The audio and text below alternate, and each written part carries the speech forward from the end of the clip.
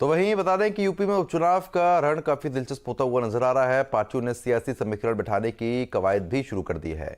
9 सीटों पर जीत के लिए मंथन के बाद सियासी पिच पर दिग्गज उतरने शुरू हो गए हैं। तो वहीं बता दें कि भारतीय जनता पार्टी ने प्रत्याशियों का ऐलान भी कर दिया है। रिपोर्ट आपको दिखाते हैं।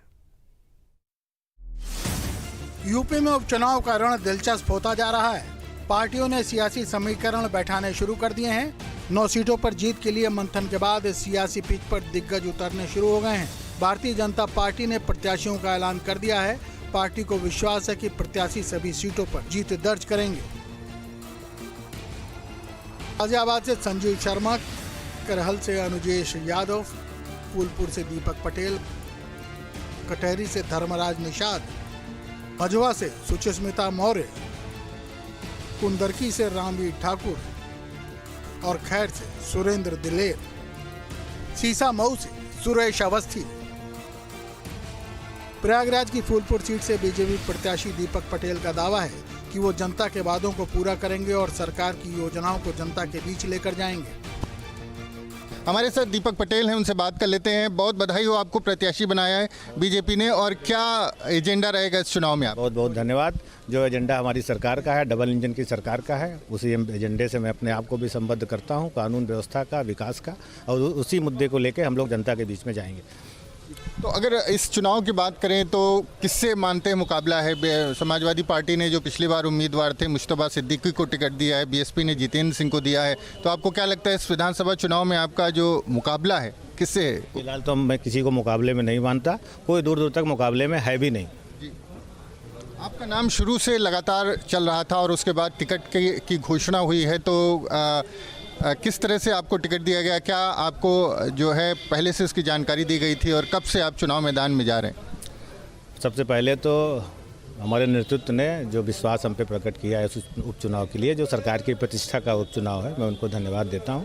और सूचना थी, जानकारी थी, लगातार हम लोग आम कार्यकर्ता की तरह भारतीय जनता पार्टी का काम कर रहे थे। सीसामऊ विधानसभा सीट पर हो रहे उपचुनाव के लिए बीजेपी ने सुरेश अवस्थी को अपना प्रत्याशी बनाया है। हमारे साथ मौजूद हैं, प्रत्याशियों से बात करते हैं। वैसे ये बताइए कि इस सीट पर कितनी बड़ी चुनौती है जीत दर्ज करना? देखिए, मैं सबसे पहले तो आपके चैनल के माध्यम से अपने प्रदेश नेतृत्व, जिला नेतृत्व, क्षेत्र नेतृत्व और साथ में केंद्रीय नेतृत्व, और सबसे ज़्यादा मैं धन्यवाद देता हूं माननीय सांसद जी को, विधायकों को, कि जिन्होंने कानपुर की, जब से सांसद जी बने हैं कानपुर से, तब से निश्चित तौर से कानपुर का परिवर्तन शुरू हुआ है। आपके चरण हम लोगों के लिए शुभ हैं। निश्चित तौर से मान के चलिए कोई चुनौती नहीं है। 2017 में जो चुनाव का हमें पार्टी ने अवसर दिया था, मैं आभारी हूँ कि हमें जिस तरीके से दोबारा पार्टी ने अवसर दिया है। वो मैं एक छोटा सा परिवार का आता हूँ, मेरे घर में कोई पार्षद भी नहीं रहा। मैं सौभाग्यशाली हूँ कि पार्टी ने मेरे लिया है। मैं निश्चित तौर से उनकी अपेक्षाओं को खरा उतरूंगा। मैं 17 में बहुत थोड़े वोट से हारा था और मैं उस समय बिल्कुल चुनाव की गणित में बिल्कुल नया था। अगर मैं 22 में लड़ता तो यहाँ की जनता कह रही थी कि उपचुनाव की आवश्यकता ही नहीं पड़ती। अलीगढ़ की खैर सीट से उम्मीदवार सुरेंद्र दिलेर ने पार्टी और संगठन का आभार जताया है। दिलेर का कहना है कि उपचुनाव में बीजेपी का परचम लहराएगा। सुरेंद्र जी, जिस तरह से आपको जो है आपके परिवार में आपके बाबा भी रहे, राजनीति में आपके पिताजी भी रहे, उसके बाद अब आपको टिकट मिला है, क्या कहेंगे? चूंकि भारतीय जनता पार्टी में कहीं ना कहीं आपके बाबा भी रहे, फिर पिताजी भी रहे, आज आपका नंबर आया, कितनी खुशी है?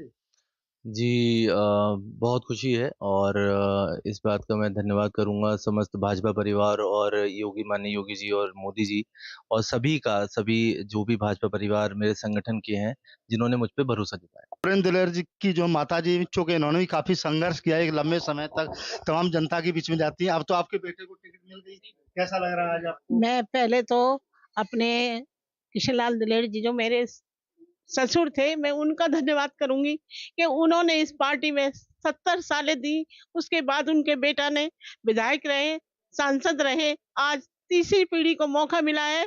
ये संगठन का मैं बहुत बहुत आभार प्रकट करती हूँ। सियासी अखाड़े में दिग्गज उतर रहे हैं। जीत की आजमाइश के लिए प्रयोग और संयोग भी हो रहे हैं। हालांकि आने वाले 23 नवंबर को दूध का दूध और पानी का पानी हो जाएगा। Team news state.